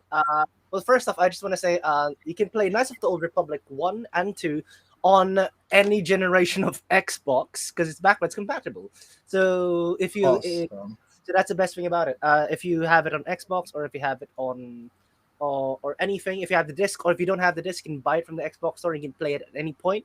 It's also playable on iOS and Android. So if you've got an iPad, an iPad with a controller, you can play it with a controller. If you want to play it on your That's how my Android, brother played it. That's how my brother played it to the so iOS. if you want to play the old classics, there are so many places that you could play it. But on the other hand of the spectrum, what I would love for what they would do, because the reason why we haven't really had a remaster or reboot, because they have an MMO that they're Oh yeah, trying. well, Oh, I That's guess why. that's why, because yeah, MMOs are pretty hard to manage, and Old Yeah, Republic is huge. You know, MMO games are huge. yeah. So especially ones that have lasted at least half a decade, and Half of that. that's what. That's what the Old Uh, Republic is. That said, I appreciate that MMO. Although having played it, I have disagreements with the lore and everything that they did with it. But that said, considering that this is a whole new generation of Star Wars, and there are rumors that Ubisoft might actually be making the Old Republic or something. I don't know if that's true or what have you. They are making an RPG for Star Wars, because Star Wars is no longer under EA's banner. Lucasfilm, sorry, and uh, the fifth. Disney can start shopping it with other people already. But what I do want to see, if they do touch KOTOR again, make it a reboot. Mainly because there's so much new. Because mainly the lore from the old games, as well as the Old Republic, as well as anything else, it's already out of the window. Everything's already out. Lucasfilm made new books in the High Republic era. There's so many things that they could do. So and the old Jedi Civil War with Revan and what have you, it's already been changed. So if they do want to reboot it or still set it in the same Jedi Civil War with the Mandalorian, with the Mandalorian introducing new lore on Jedi and Mandalorians, alongside with the Clone Wars and everything, I think as a fan, I would love a full-on reboot to see what, because if there's anything that Star Wars fans love, it's lore, or like saying what's canon now, what is happening now, or what is canon to Star Wars. So yeah, so reboot it with a whole new storyline. You can keep Revan, or you could just put Dave Filoni, have Dave Filoni shoulder the whole thing. Anyway, Mhm. Would work. have him Yeah. more. No, I'm kidding. He could consult it. I don't know. Up to them really. But yeah, a full-on reboot with the same RPG elements. I mean, I would love for BioWare to do it, but if BioWare can't do it because they're busy with other things, I just want them to keep the elements of choice in the same light side, dark side system. Because the whole Paragon Renegade sim thing, it started with Knights of the Old Republic. That's what made it so good. Because the actions that you did in one part of the story affected everything, and it affected into the sequels. Mass Effect, Jade Empire, Dragon Age, all of these games, all of these massive RPGs, even Greedfall, all these games that revolve on choice, they all owe it to Knights of the Old Republic, because it's what Mhm. started the whole choice matters. This is what started the entire. Are you a good guy or are you a bad guy? And being a good guy and bad guy would affect It how you reflects, yes, in your how path. you treated people would affect the story. So all of that. So so I would love to see all of that rebooted and see it a whole new Awesome. way. It Well doesn't said. even have to be Old Republic. It could be like, oh, we're gonna set it in the sequel era, and it's Luke training his new. Okay, there's so many things that could do with it. So yeah. Awesome. Okay. Now, great answer. Now, Steven, your take on Knights of the Old Republic. can we just have Dave Filoni be the Kevin Feige of Star Wars and just handle everything? No, Yes, he's he is. getting At this there. point, he He's could. getting there. Yeah, I know. It's just like, I feel like kahit sa video game sana, kasi I feel like Kevin Feige did not have much input in the MCU video games. I mean, Iron Man 1 on the Wii was kind of odd. Um, Different developer. There was a different Different- developer yeah. from And the So like one. maganda sana kung ano. Feige Sorry? doesn't have a say in the games. Feige, he doesn't have a say in the Oh, games. that Yeah. sucks. But hey, Yeah, I I think knew, you yeah. know, recently Star Wars games have had good blessings. I mean, Star Yeah, Wars Squadrons is good. Star Wars Jedi Fallen Order is great. Like, you know, bless Respawn for saving EA's butt for the Yes, past 2 years, for because Star they've Wars, carried that company financially for. they have. But yeah, yeah. There's like I guess at this point they can just they could just try and make another Star Wars RPG. I would go for a reboot. Like just do a fresh clean slate if they want. Kasi as much as I want to see, people go back to the old lore, which was the pre-Disney lore, tama ba? Is that right? Pre-Disney. There was a pre-Disney. Yeah, The what did Legends. they call that? Expanded Okay. universe. Oh no, They call it they call it EU Legends before. now. Yeah, it was the Ah. EU They call and it Legends. Legend. There's one thing that Dave Filoni does well. They've taken some bits of the EU and are actually incorporating it. So Revan is Hmm. canon. The Oh. whole Mandalore thing Yeah, is canon. So Admiral, who is that? Admiral Thrawn is canon. canon, Thrawn is I guess. So it's just a matter of them Thrawn. saying, if ever, they could just make a new game and say, this is what Dave Filoni did. This is what Yeah, that is true. That is People true. would Essentially, eat yeah, it up. they would just eat it up. they just chip in That a few helps of so the old much. lore and put it Throw on the money Disney, there so on the that's table. good. But yeah, okay. Now we go to our last few games. Okay, I'm gonna. What game are we on, by the way? We have 7 games, right? What game are we on? We're like on our last two. I'm gonna skip one more. all right, because- because we're like But about to hit okay, an this hour one 30. deserves one, and this is like one of the best RPG games of all time on the PS1, and it's Xenogears. I have not played Xenogears. I hate myself for not playing Xenogears because I could never find I really wanted to find an original copy, but hey, old copies of Square RPGs on the PS1 are freaking expensive. And oh yeah, I was gonna say this Time, earlier, yes. but the most expensive PS2 game I saw on sale being sold was Rule of Rose for 15k pesos. Just because it was so the run was I think the production of the game was halted, and it had Limited run. it was it was a controversial game at that time. But yeah, it's that. But yeah, Xenogears. I know we had Xenosaga and Xenoblade Chronicles, continuing the spirit of that. But Spiritual Xenogears successor. was like I always heard it's a different animal. It's essentially mecha RPG. This would be right up my alley. Anyway, yeah, I think once again, if there's an FF7 remake style of a game this one could use it. I would go out on the limb and say that maybe another FF game deserves a remake, but Xenogears first, please, because Xenogears is one of those 3-disc RPGs that are just worth every hour you play it. So yeah, that's my take. Remake on this one. So Tim, what's your Uh, take on this? my one of my two choices only when I pitched the game suggestions for this podcast. So the first thing that came to mind was Xenogears because fact it's the first RPG I finished on the PS1. Awesome. Yes, Cool. and I loved it. The battle system, the mechs, the character diversity, the story, you know, they go psychological with this, and they explore the psyche of the character and generations. It's a generational story, so it's still well beloved by fans. In fact, Square Enix came out with merchandise, with toys, bring arts of Weltall, of Fei Fong Wong, of Ele. I mean, if that's not a hint of them doing a revival or a remake or possibly representing it as something, I don't know what is. Because I mean, people look at Xenosaga as a spiritual successor, and I really wanted to like it, but I still look back to Xenogears. It's still the numero uno for me. I want to play Faye. I want to play Saitan. I want to play Billy. I want to play that adventure again.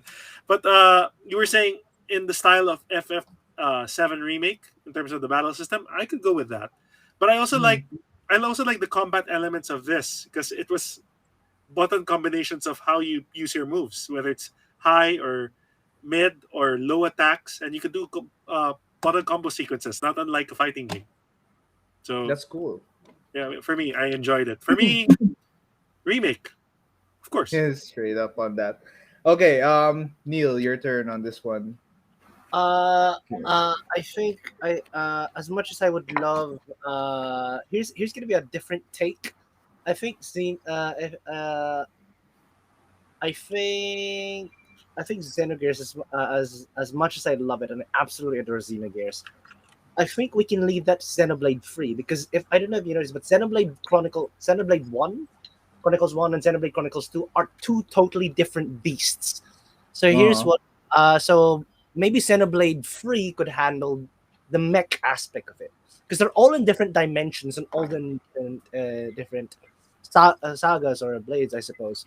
I mean, and Xenoblade 1 was about so I personally think I think we can leave if ever Xenogears is gonna come back, I think it could come back as I don't they could I'd love it remastered and brought back to the modern day. Um, Ooh. just remaster it. I don't think Monolith Soft would be interested in that because Monolith Soft is busy with Xenoblade 3, Xenoblade Chronicles 3. That's what they do. That's what they're busy with right now. On top of Zelda Breath of the Wild 2. So It's interesting. It's interesting that you point out about remaster because something came to mind. They could do it, given your suggestion. They could do it in the same way as Legend of Mana. Legend of Legend- Mana got remastered. You saw Yeah, that, right?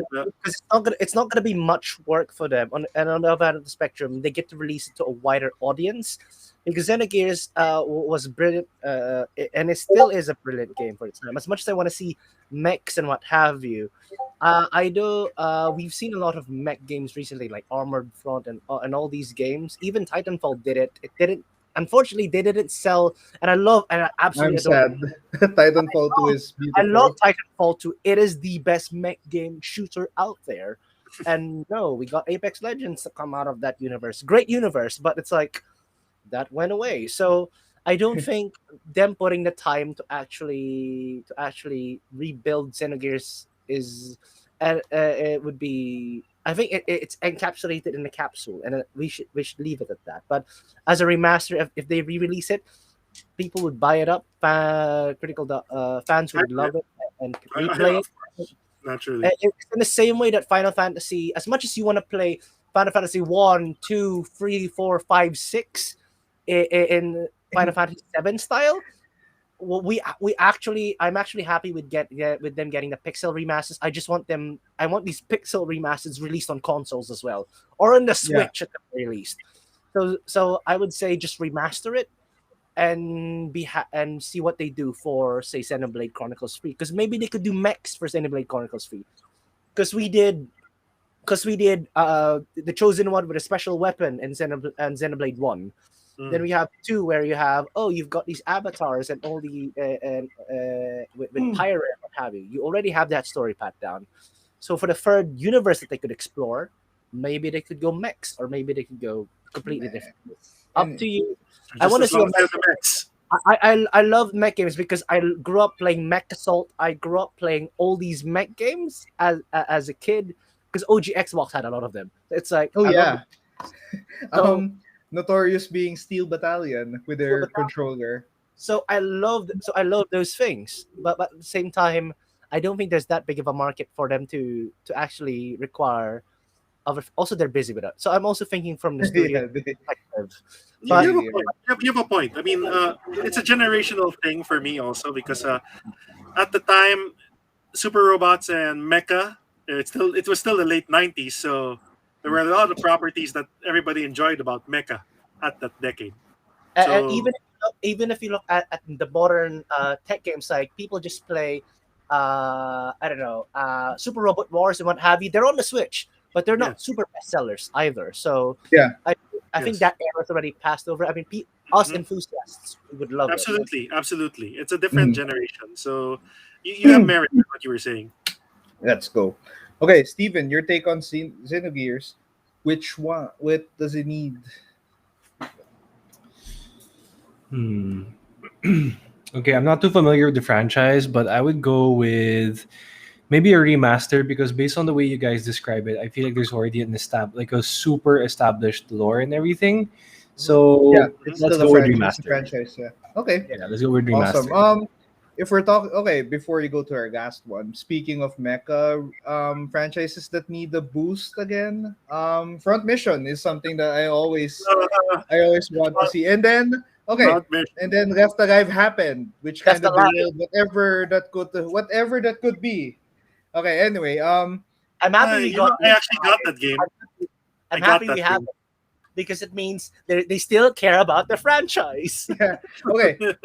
I just wish that they release Front Mission 5 on English, at Yes. least, to the West, to the rest of the world, because Front Mission 5, I played it. I played the original Japanese version. It's unfair that it's that good and it was never released Yeah. outside, because Front Mission 4 was all right, but hey, yeah, Front Mission, please just give us more of that. I know mech games are not Yeah. people's cup of tea, like RTS games and Yeah. most of the genres you've mentioned, but hey, that's cool. Yeah, final game. Okay, this is another survival horror franchise, Boy. and this is one Yeah. of the reasons this is one of the games that have scared me in 5 a.m. with sunlight on sunrise of Smiling. 5 a.m. I'm Okay, smiling. and that is Silent Hill. And okay, we all know Silent Hill is essentially the somewhat rival, the generational rival of Resident Evil. But past few years, Resident Evil has had knockout blow after knockout blow, if they're still counting. But Silent Hill is nowhere to be found. Konami somehow doesn't want to release Ah, Konami. decent games. They want pachinko machines and mobile games at some point. Yeah. They hurt their most beloved franchises. Contra, say hi. Metal Gear Survive, and Castlevania is nowhere to be found outside of Netflix. Thank God the series is good. But yeah, Thank God. Silent Hill. I guess we all know the story. Silent Hill was supposed to have a Hideo Kojima, Guillermo del Toro reboot. With Yeah. Norman Reedus. Yeah, and then uh, it had PT on the PS4.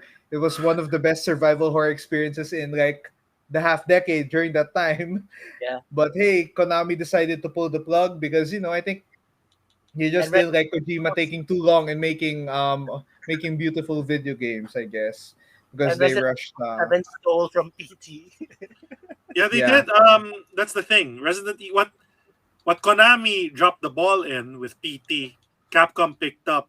Resident Evil 7 happened, and then also oh there was yeah, a nod to PT in Resident Evil Village on a certain segment of the game. yeah, but yeah, this is one of the franchises that are deserving of anything, any re-release, anything. But for me, I think I wish they could go through with a reboot, although that's kind of impossible with the circumstances surrounding Hideo Kojima and Konami. But hey, if Konami ever decides to just make games properly, decide that hey, We're just waiting for Microsoft to buy him, really. yeah, sir, Microsoft. There are billions in your pocket, and there's this one company that doesn't want to make games proper. They have we're franchises in their pocket. It's money yeah. waiting. Yeah. Yeah, I mean, Microsoft got Sega from the get-go, right? Before they had the Sega partnership, they have Bethesda now. No, they still have the Sega partnership. That's why all of Yeah, the I mean, yeah, they've always had the Sega partnership ever since Sega went out of the console war. So They yeah, became a third-party developer, and yeah, at the time and until now, Microsoft they're benefited. That's why they had yeah, Shenmue 2 in the original yeah. I Xbox. mean, Yeah. Sonic kind of walked so every Yakuza could run. Anyway, I'm kidding. I mean, in terms of like quality of those games. But yeah, Silent Hill. I wish they could reboot this. I don't know how. I don't know when. Just give us another Silent Hill experience that They keep gave teasing. the Just wait gave for the Jet. same chills, goosebumps, and scares that we've had on the previous titles. Because Yeah. the first four Silent Hill games, I mean, people would say the fourth one is kind of weird, but hey, all of them had their tense Funny that you moments. should talk about it. I like Book of Memories. Book of Memories was fun in the Book My VR. of favorite Memories is good. in Shattered the Memory, series. yeah. Okay. Silent Hill 2 was like a psychological uh experience. Anyway, but yeah, I would love this to be a reboot. Let's go, Steven first. How Steven. about you? So what does Silent Hill need? Hmm. Considering the way you guys have described it as a super inactive Mhm. IP, I guess if we're talking business terms. It has been blasted by Yeah, Resident Evil at this point. reboot, And reboot it. Like just reboot it and let's see where it goes. Because feeling ko it still has a lot of potential, especially with Resident Evil. Making such a huge comeback with 7 and 8 Village, pala. So, parang feeling ko it would be a nice way to like counter. Who's the maker of Resident Evil again? Capcom. Capcom. Yeah, it'll be a good way to counter Capcom. But wait, Silent Hill is under Konami, tama? It was Yeah, yeah, it's a it's still Konami under franchise. Konami. Yeah, Yeah, like the way things are going with Konami and what they did with Kojima, I would need I would need them to sell the rights to Silent Hill to a different developer first. Um, Then I would say that can they just sell their IPs and give it to people who actually want hey, to make Actually, they did well with that. They did well with Dance Dance Revolution. Let's just say. Yeah. But we don't Yeah, see but they Dance haven't. Dance. We don't see DDR anymore. we don't see that There's anymore. probably some Oh, pachinko Got machine Naked in is Tokyo. gone. Is yeah. gone. So You can't play it anymore. They Anyway, fell- yeah. Reboot it. Reboot it with a different. We reboot it with a different owner. yeah. Yeah. Okay, but yeah, I guess we could say that for every Konami franchise now. But yeah, Neil, Silent Hill, your take. I'd like personally, as much as I would, a reboot would make sense. Here's the thing: the stories have always been more or less self-contained-ish, what have you. I think what it needs, what it really needs is a remake with a developer who could actually take it away, who could really sell it. And I would give it to the reason why I keep hounding on Microsoft to keep doing it because one, they have the money for it, and two, they have worked with a developer who could who could just elevate it, and that developer happens to be the same developer who made Alan Wake. Give it to Remedy. Give it to Remedy. Remedy. Oh yeah, Remedy can just add bullet Remedy time to it and Entertainment. make it shine. Because Kidding. Alan Wake was inspired by Silent Hill. If you think about it. That it was. So if you have the guys who make Control, and Control was pretty weird already, and it's amazing and weird. If there's a developer who gets the whole weird aspect and the whole eldritch horror, whatever, you can make Silent Hill all full on eldritch horror rather than make it more like Cthulhu rather than that all those things. Because we also need a great Cthulhu game. So I think that could be a reboot, but I'd rather have them remake it and give it to the right people because Silent Hill on its own as a concept, it's already brilliant. It's a really good concept on its own, and Resident Evil hasn't really stayed away from its original concept. So why should Silent Hill? Yeah. You know? And you just need to get the whole goosebumps right. You just need to get the whole mystery right. You cook it up right. I think it's gonna be amazing. Also, everyone in the gaming community has been begging for it. So just do it Very right, much. people will buy it. So it's just a matter of if Konami sells or will Microsoft just be like, here's the money, give it to us. Give it Or, to Or the spend their good pachinko money on making games. Also, there's been a lot of rumors with Kojima working with Microsoft recently. Also, at the same time, Phil Spencer has talked about Silent Hill. So we're going to put on our tinfoil hats and say, maybe this cloud game that they're making, I'm going to go on full of Maximilian dude here. Maybe this cloud game that Kojima wants to make is actually Silent Hill, and he's worked out Oh man, Let's Yeah. go. As Max would say. Let's go. Hopefully, yeah. Let's make go. it PS exclusive. Tim, on your end, what does Silent Hill need apart from a new developer? All right. Silent Hill is one of my favorite survival horror, or rather, the proper term for it is psychological horror franchises. It is. Because Silent Hill 2 is my God, favorite. Silent Hill 2 is the original four. is the- The original four were 1, 2, 3, and The Room 4, which were developed by Team Silent in Japan. That's why there was a consistency. Well, they played with different elements, and 4 was more first person in The Room. They tried something else. But lore, it was based on Japanese horror. So it was inspired by it. and much of the tone, the psychological horror aspect, using a Western setting. I mean, that's hard to capture. I mean, after that, which was sort of okay, they came out with Origin, Silent Hill Origins for the PS, which was also ported to the PS2 with the Chucker, Travis. It was still okay, but when they went with Downpour, Shattered Memories, it kind of lost its. I don't think it should say spirit or its soul. They tried, but it's an American developer. It's not Team Silent. I'd say a reboot would greatly benefit it. And I was kind of hoping when they announced PT and Silent Hills under Kojima, everybody was excited. You had trifecta there. You had Kojima, Del Toro, Ritos. Then they had their feud with Kojima. He couldn't finish MGS5. They canceled Silent Hills. And he left. never did. Unfortunately, he got something else. That game. Death Stranding. Yes. At least he Oh was yeah, able to yeah, make Death Stranding, partners. which could have been They got it's to a make. what if, but hey, we got another awesome game from it, from that little We process. got another awesome, and But the yeah. director's cut is coming next month, so we'll FedEx. see more MGS elements there. But okay, back to Silent Hill. Why am I not saying remaster?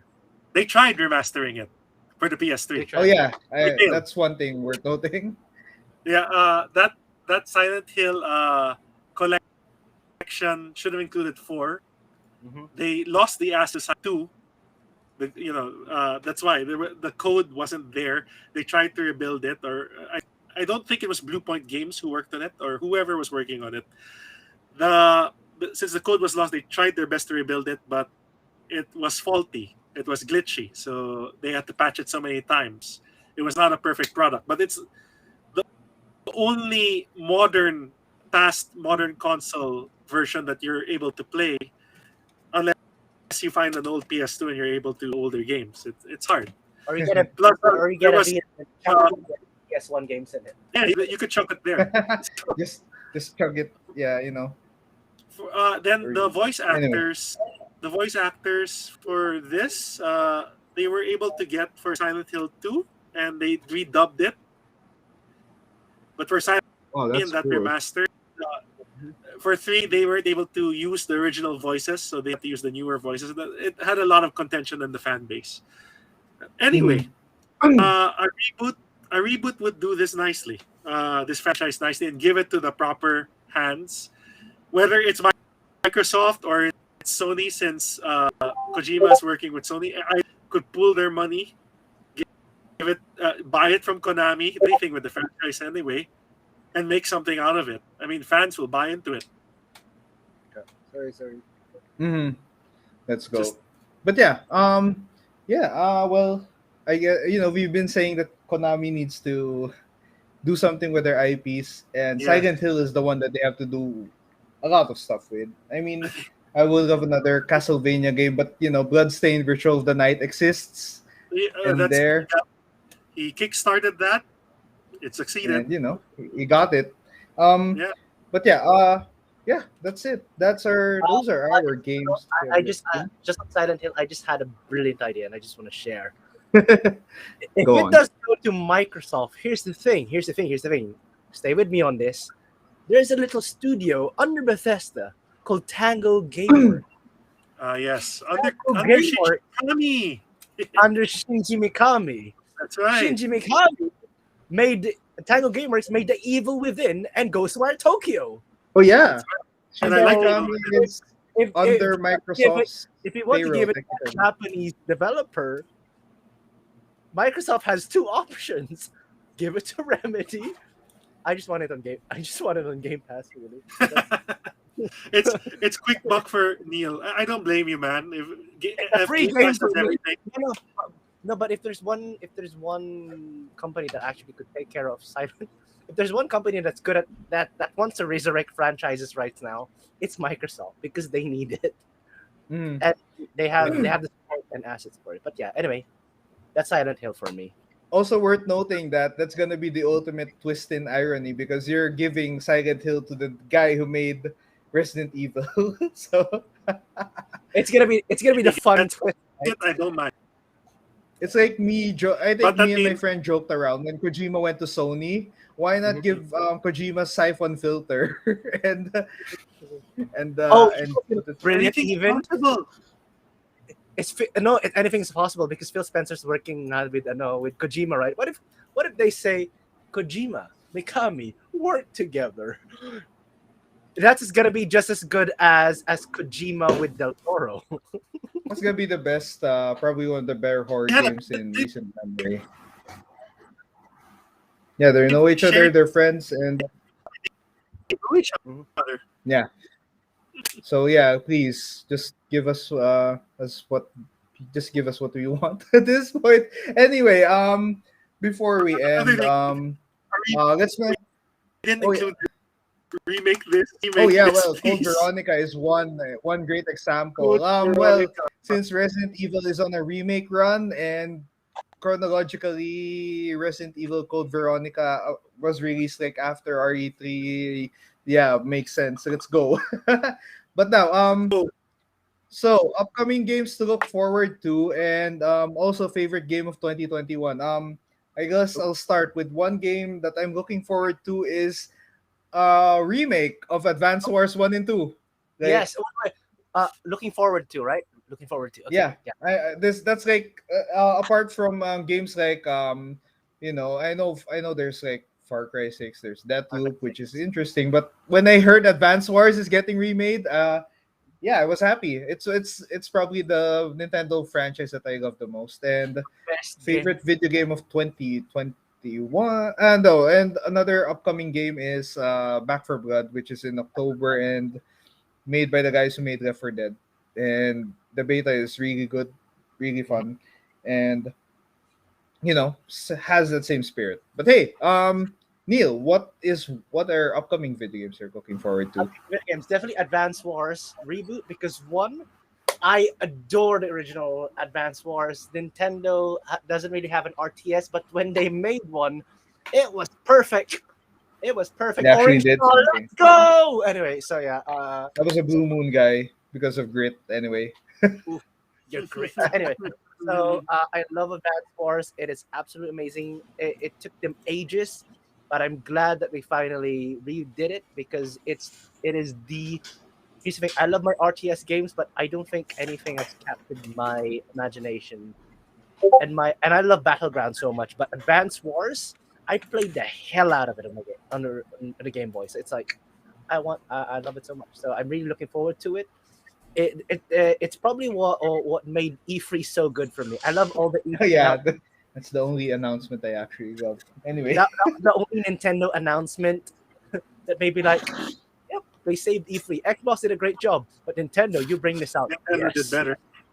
you bring out the first two Advance Wars. You bring out the two Advance Wars games that you win. Everyone in Easy Allies were losing their minds. They were like, wait, Advance Wars? Wah! Anyway, so yeah. But the other game that I'm really looking forward to is Halo Infinite because we haven't had Halo in a long while. And Halo 5 was sort of a step in the wrong direction. It's great, but it's still story-wise it was a step in the wrong direction. So I'm really looking forward to seeing them sort of fix it. Also at the same time, Halo Infinite has been delayed for the longest time. I mean, they've delayed it for a reason, and they've consulted with the makers of Doom with Bethesda because the best thing about them is that they work with each other now. So it's like Yes. it's gonna have shootings of the Doom Eternal. so Doom guy in Halo Infinite when anyway I'm kidding. It's gonna be a skin in Halo Infinite. The Doom guy Plasma skin. shotgun. Anyone? Yeah, it's it's gonna gonna be happen. beautiful. It's gonna be beautiful. So I'm really looking forward to Halo Infinite. I played the beta for the multiplayer. It is the best Halo multiplayer game that's been out there. So and I haven't been into Halo multiplayer. I mean, I've always played it casually, but I played it back in the OG Xbox days where Halo 2, and I obsessively followed Xylos, one of the best Halo groups at the time. So definitely that one. As for so yeah, that's a game that I'm looking forward to. And as for, are we going to the next? So yeah, I'm passing it on to who do we pass it on to? I guess we pass it on to Steven for this one. Games that you're looking forward to. Um, Not much yet, really. I'm just waiting. I'm not really like I haven't played any like well, I haven't really played any like serious games in a while. Like the last one I played was probably Horizon Zero Dawn. So if ever I do get a PS5, I'll probably get the sequel. That's still next year, but yeah, that's one of the games I'm looking forward to. Yeah, it's gonna take. I want to save up to like move out from my own place muna. That's the important part. It is an upcoming game, so that's valid. Yeah. It is an upcoming game. But yeah, I'm looking forward to Horizon, the sequel for Horizon. Forbidden West. If I Yep, get They're it, in yep. yeah, San probably. Francisco. But I I gotta save for a new house.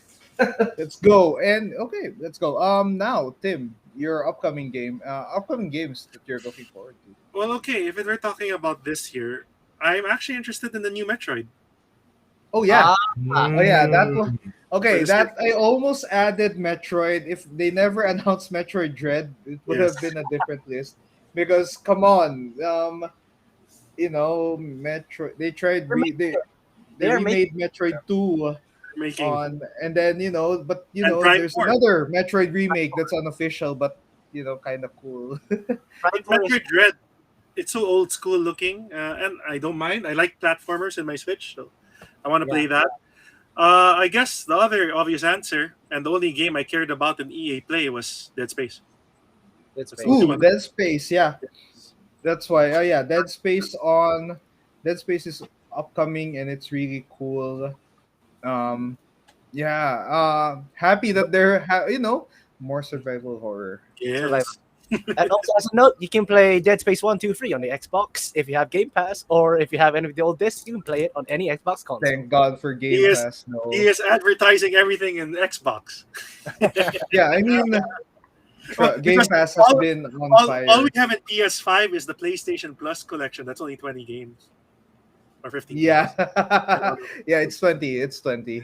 And people could play all of those on a PS4 right now, which is cheaper than buying a PS5. I know. Well, It's a this is. PS5. Only I'm PS4. happy that the console war is reaching a fun You need to step up point slowly. actually. And then meanwhile, in the midst of this war, Nintendo Switch is still selling pretty well. Hey, we're just here. And then they have the OLED version, which is Nintendo's like, we don't care what happens, we'll just release Advance Wars, we'll be relevant. yeah. Well, I just want Advance Wars by December. Yeah. So, But yeah, I guess December. that's it for our episode. And game you're 20 looking how about the wait 2021 up, wait up. game? I have to put some plugs on you guys now. My question is, first off, Neil, where can we find you? I mean, I'll put your page name here. Oh, thank you.